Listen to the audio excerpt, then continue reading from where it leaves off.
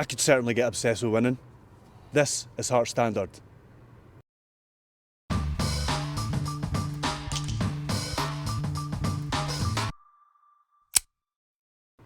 This is Hearts Standard. I'm Craig Cairns. That's Joel Sked.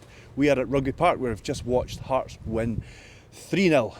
Joel, I would say maybe about 5 minutes after half-time, I was still kind of confident Hearts were going to win the game. I didn't think it would be as comfortable as it was in the end, though. No, not at all. But what a team!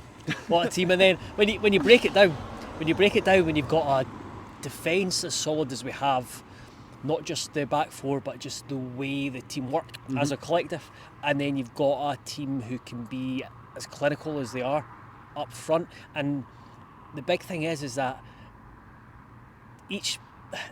they kind of share it around. Like Shankland's been quiet the last couple of weeks, but then the previous weeks he came up big at Ibrox, scored against Falkirk, been quiet the last couple of weeks. Claudio Braga was quiet against Hibs, came up big here. Kyziridis has had his moments, and so there's guys who have got a number of match winners in the squad, and then just a really solid, likeable, professional, confident team that just we're not. Speaking to Barry after it, he's like, and you go look to 05-06, they're probably a bit more swashbuckling, but there's something else about this side, just the manner in which they go about their business, something that I think really Hearts fans can really kind of cling on to. Just a team that works its arse off, loads of energy, just battles, wins the ball, plays forward, can do the nasty side of the game, can be gritty, can do gamesmanship, there's just so many different parts of this team that no matter like the game scenario, they'll find a way to get the right result. You asked about the clean sheets at the end of the game. You asked McInnes. One of the things he said, which was where the intro came from, is that he wants Hearts to get obsessed with winning. I'm sure that's a quote that will go down well. But another thing that he said was the partnerships is very important. And I think that's what a 4-4-2 gives you. One of the strengths of the 4-4-2 is that it's just partnerships all over the field, basically. Centre backs, fullback to centre back, fullback to winger, the two centre midfielders, and then the two strikers as well. So yeah, that's something that beginning the season he moved parts around. He made tweaks, and I know would be some fans like just find your best 11 and settle with it. Is that the best Hearts 11 that he's been picking? Probably not, no. Talent wise, probably not, but for now, yes. Yeah, absolutely. And for what's required of him, you listened to his pre-match interview, and he said something quite interesting about talent, and I can't remember the precise. So you have to basically, didn't use these words. You have to earn the right to play. So talent comes from earning the right to play, and in a game like this, you have to earn the right to play before anything else. Yeah, that, and then it did feel like it was a case of you have to win your battles. You have to earn the right to like you said, have to earn the right, win your battles, and then play. Earn your right to play, and I just think the reason he's kept it for the same 11 for today as he has the previous 3 games was because that's an 11 he trusts. And he wanted a team that went out there that he could trust. And he talked about how, I think the first 15 minutes were the most difficult. Kilmarnock really swarmed, really pressed, really made it difficult. I don't know if it was a game plan for Hearts to go along. I meant to ask him that, or it was what happened with Kelly. Or when it needed to happen, they do it. Yeah. When it needed to happen, and then but there was that 11 that he survived that, settled, and then from there on in, it was a really confident, comfortable performance. And again, it goes back to everyone feels really comfortable with not just how they are in the team, but the people they are alongside in the team. Yeah, the first half was a battle. We kind of spoke about that at half time. There was a good period from Hearts either side of Craig Halkett's goal, but Kilmarnock had their tails up, especially at the start of the game. They finished the half stronger, but they were better in the start of the half than they were at the end of the half. And another thing McInnes said was the importance of the set pieces, because that's the difference between Hearts scoring while they're on top and not scoring when they're on top. And then it's a frustrating first half and you're 0-0 at half time. I think that's really crucial, especially when there's going to be games where, especially at Tynecastle, where teams are going to sit in, and it's going to be you're going to have to find solutions, and then on days where you're struggling to find solutions, another team are defending well, that you've got guys who can put in really, really good set pieces. Milne put in obviously the one for the goal. Kyziridis put in a couple that were really, really good. And then you've got someone like Craig Halkett. I mean, Robbie Dees made it easy for him.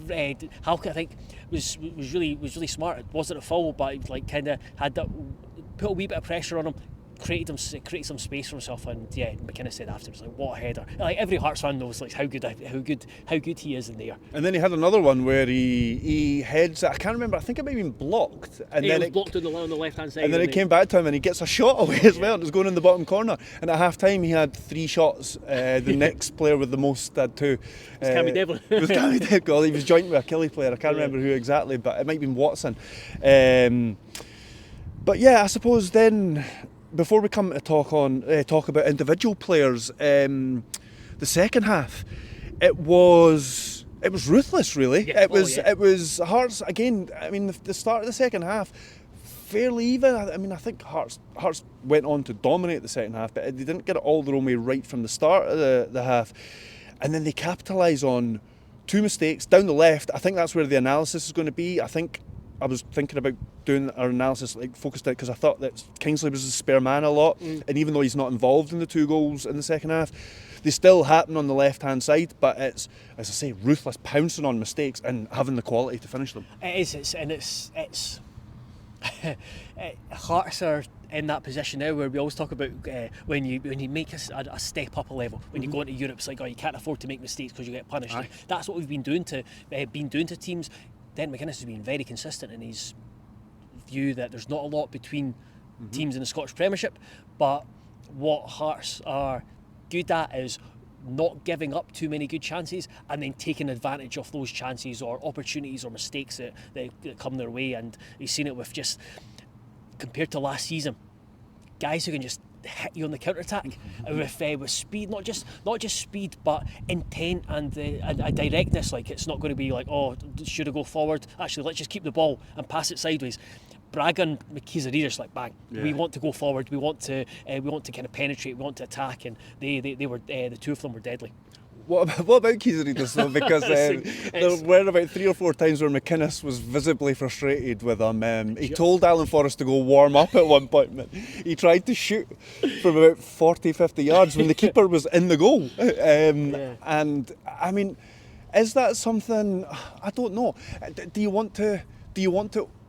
Is there a worry of overdoing that with Kyziridis? I'm not trying to question McInnes' judgment and how he's managing him or anything like that. But just speaking generally, do you not want to curtail that too much, because you don't want to take too much of the maverick out of the player? Yeah. Oh no, there's a balance between that, because there was just every time kind of does something off the cuff, it doesn't come off, then it frustrates McInnes. But then you see Kyziridis come off and McInnes has given him a big hug. I just think it's natural where you're in game state, and when stuff like that happens, it's same as a fan, you just instantly get frustrated, but then it's kind of forgotten, and you're just like, oh, and then he's charging down the wing or setting up a goal. It's like, oh, that's a lovable rogue.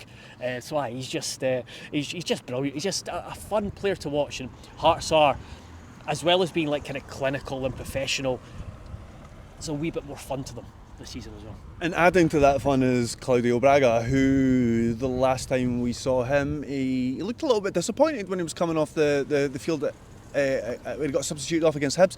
I think he holds himself to a high standard, and I think he is that for us? I think he holds himself to a high standard, and I think he was disappointed that he hadn't scored on that day. And yeah, I don't know. I mean, I don't know where I was going with it. He's just fun. He's just fun. Yeah, I think.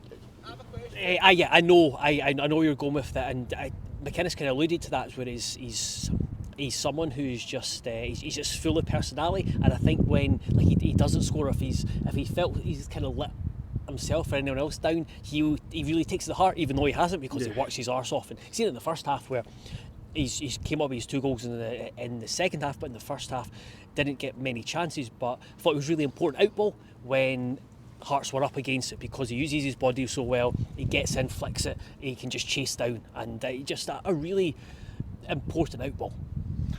Could probably go through the whole team. Is there anybody else you want to mention? I'll give a quick mention for Stephen Kingsley. Just brilliant again. he's just fitted in seamlessly. I mean, he's surpassed my expectations this season. I don't know if that's unfair to say that about Kingsley. Just from not seeing him that much, basically. Even just I just viewed him now as a centre back, as a left-sided centre back in a 3, but as a full-back, he's just really just as I said in this analysis, it's hard to overanalyse his performance because he's just really good at everything, just defensively really good. The person I wanted to pick out was Beni Baningime. I thought he was really, really good. I think Cammy Devlin is, when we spoke about it in the build-up and the previews, where if you're playing a 4-3-3, it's like, I don't know if there's a space for Beni, but he was outstanding today. He was everywhere. It's like both sides of the game, possession. He was looking to switch the play a bit more, a bit quicker, which is really important. And then winning tackles, getting his foot in. He's just got that elastic leg that can just get in anywhere. And I thought he was tremendous alongside Cammy Devlin. So yeah, there was just really trustworthy performances throughout the team. That midfield two was something that some of the Hearts fans didn't want to see. They saw it as too much of a continuation of the failures from last season, but they've been brilliant. The two of them have been brilliant. Yeah, and I mentioned that, the fact that there's been change, you're looking to upgrade the team, and you're still playing those two, but in a good sense, because they've played themselves in. Not that they've played themselves in to keep going in Derek McInnes' starting 11. And that was against a 3-man midfield today as well. I mean, I know that they get help from elsewhere, but there was one moment in particular where they both pressed the same guy and then launched an attack in the first half. It was again, don't know where I'm going. And then anything else you want to add before we get out of here? I'm rattled by that that car pulling up. The next week, it's just like Sunday can't come soon enough with Celtic, and watching their game against Dundee tomorrow. Pressure's on. Yeah, pressure's on against a really poor Dundee side. But yeah, that's going to be really exciting. It's just such a great moment, a great time to follow Hearts, and you've seen that with 3,900 Hearts fans sang right from before, right through to the end. Really enjoyed themselves, and I think that was really important, because naturally, as a pessimist, as a football fan, you're thinking, big away crowd, they're going to let everyone down. But they absolutely didn't, and Hearts fans must well be going away having just had a brilliant day out in Kilmarnock, if they've got the Fanny by Gaslight or wherever else they've gone and got the train through from Glasgow. So it's been a tremendous day, and then we can just look forward to midday on Sunday, Celtic at Tynecastle. When that, Jesus. Yeah, that I was jealous not to be in that away end today. The jealousy doesn't hit me very often about being in the Hearts end, but definitely hit me today. Please check everything out at heartstandard.co.uk if you like what we do. Plenty of reaction from this game. There will be more over the coming days. Please give us a wee subscribe if you can. I've also linked a few articles down there, and we will be back probably on Monday. We'll see you then.